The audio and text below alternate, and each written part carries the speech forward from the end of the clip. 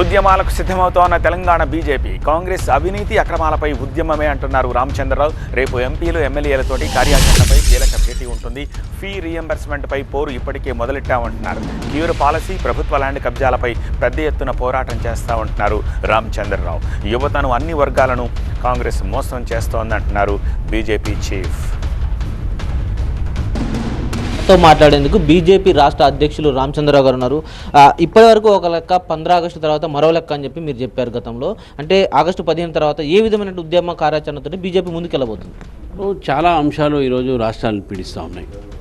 ఈ రాష్ట్రంలో ప్రభుత్వం పరిపాలన ఒకటి, అవినీతి ఒకటి, తర్వాత భూ కబ్జాలు, భూ కుంభకోణాలు, తర్వాత భూభారతిలో జరిగినటువంటి ఒక అనేక అన్యాయాలు, అదేవిధంగా ఫీజు రీఎంబర్స్మెంట్, ఇవన్నీ చాలా అంశాలు కొన్ని ఉన్నాయి.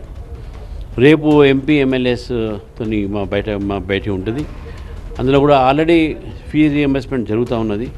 దాని విషయంలో కూడా దాన్ని కొద్దిగా, ఎందుకంటే బకాయిలే 12,000 కోట్లు ఉన్నాయి. విద్యార్థులకు వాళ్ళ సర్టిఫికేట్లు అవి రావట్లేదు. కాబట్టి చాలా దాదాపు 20 లక్షల మంది విద్యార్థులు దాంట్లో సఫర్ అవుతాను. ప్రభుత్వం మాత్రం కేవలం ప్రకటన చేస్తూ ఉంది. ఇవాళ జాబ్ ఏదో అనౌన్స్మెంట్ చేస్తామని చెప్పారు. జాబ్ అనౌన్స్మెంట్ కాదు, జాబ్ క్యాలెండర్ అనౌన్స్ చేయాలి. ప్రతి సంవత్సరం ఇన్ని ఉద్యోగాలు వస్తున్నాయి, ఇన్ని ఉద్యోగాలు నింపుతాం అని చెప్పాలి. ఏదో ఎలక్షన్స్ వస్తున్నాయి కదా అని చెప్పేసి అనౌన్స్ చేయడం కాదు. మున్సిపల్ ఎలక్షన్స్ కోసం ఏదో అనౌన్స్ చేయడం కాదు. ఇది ప్రభుత్వం నడిపే తీరు కాదు. ఇది మీరు జనరల్గా ఇక్కడ ఉన్నటువంటి రైతు సమస్య కానీ, విద్యార్థి సమస్య కానీ, అనేక సమస్యల మీద ఈరోజు ప్రభుత్వము మౌనంగా ఉన్నది. గత ప్రభుత్వము ఇదే పని చేసింది కాబట్టి ప్రజలు వాళ్ళని తిరస్కరించారు.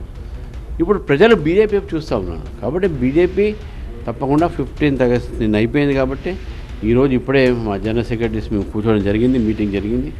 రేపు ఎంపీ ఎమ్మెల్యేస్తో మేము కూర్చుంటాము. ఒక మంచి ప్రణాళిక ముందుకు తీసుకుపోయి ప్రజల్ని మమేకం చేసే అటువంటి ఒక ఉద్యమాన్ని తప్పకుండా నిర్మాణం చేస్తాం. మేము ఉద్యమంతోనే ఈరోజు ప్రజల దగ్గరికి పోతామని చెప్పేసి కూడా నిర్ణయం చేయడం జరిగింది. ఫీజు రీయింబర్స్మెంట్ తర్వాత క్యూర్ పాలసీ కావచ్చు, నాదరకు ల్యాండ్ ఇష్యూస్ కావచ్చు, అంటే రానున్న బల్దియా ఎన్నికలే లక్ష్యంగా ఇలాంటి ప్రణాళిక ఉండబోతుందా? ఇది ప్రభుత్వం తీసుకొస్తుంది ప్రణాళిక. మేము ఏమంటున్నాం, క్యూర్ మీద మేము వర్క్షాప్ పెడుతున్నాం. క్యూర్ చట్టం మీద మేము ఆల్రెడీ కొంత పవర్ పాయింట్ ప్రజెంటేషన్ తీయాలని, అది 2-3 రోజుల్లో దాని మీద వర్క్షాప్ ఉంటుంది.